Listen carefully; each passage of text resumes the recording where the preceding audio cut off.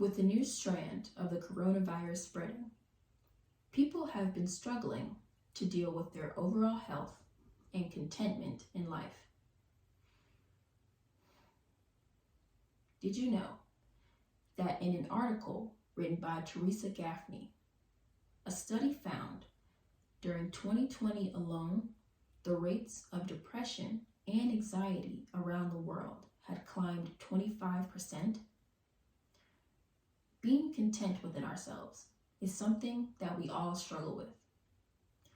We don't need to shape ourselves into what society wants us to be.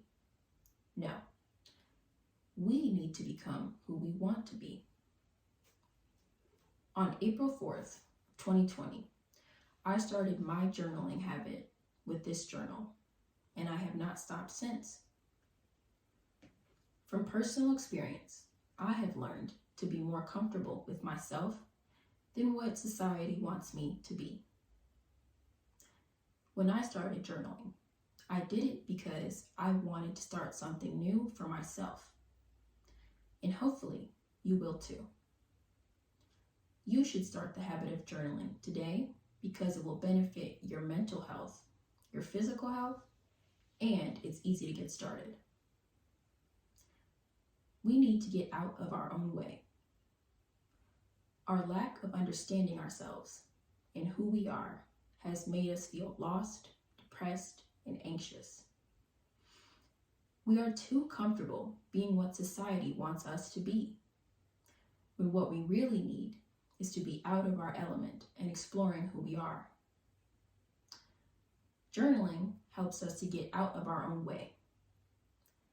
According to the article, Mental Health Benefits of Journaling, written by Dan Brennan, journaling is defined as the act of keeping a record of your personal thoughts, feelings, insights, and being able to understand them more clearly.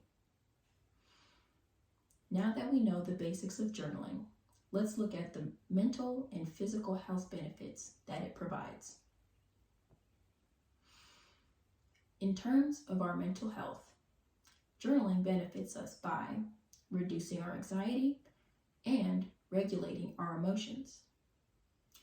Our anxiety is reduced with journaling because it releases pent-up feelings, helps us to let go of our negative thoughts, and escape from our everyday stressors. Emotions are regulated with journaling by helping us to prioritize our problems, fears, stresses, and concerns. It also makes us feel happier because it changes our brain chemistry to increase feelings of peace and happiness, which tells our brain to stop releasing stress hormones and to start producing calming hormones. Next to mental health is physical health. A couple benefits of journaling for physical health include reducing stress and improvement in our immune function. In an experimental study conducted by Kay Wilhelm and Karen Bakey, the study showed that expressive writing for only 15 to 20 minutes a day, 3 to 5 times over the course of a 4-month period, is enough to lower blood pressure and improve liver functionality. When we are stressed emotionally, we limit the effectiveness of our immune system. It is believed that journaling limits the secretion of the stress hormone, known as cortisol, and therefore allows the immune system to do its job better. Now that you know some of the benefits of journaling, let's start learning about how to get started. In the article written by Dr. Eaton, titled Learn How to Start Journaling, we look at some rules to help get us started. Here are 5 rules to follow. Number 1, start by finding the journaling technique that works for you. The habit of journaling does not have to only abide by the pencil and paper technique. Along with the common pencil and paper technique, You can also use techniques such as the Notes app on your phone or type in a Word document on your computer. Just a few examples to keep in mind. Rule number 2, let go of judgments and practice your self-compassion. There is no specific way to journal, along with the fact that journaling is a no judgment space. When we start to become self-critical of ourselves, we do this because we think that other people will see what we write. But this is not true. We forget this and tend to censor our thoughts, feelings, and our emotions.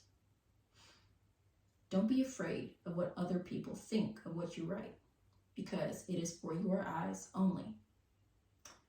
Rule number 3, begin with realistic expectations. When you start journaling, do not expect to write pages upon pages of deep emotions. Habits are like relationships.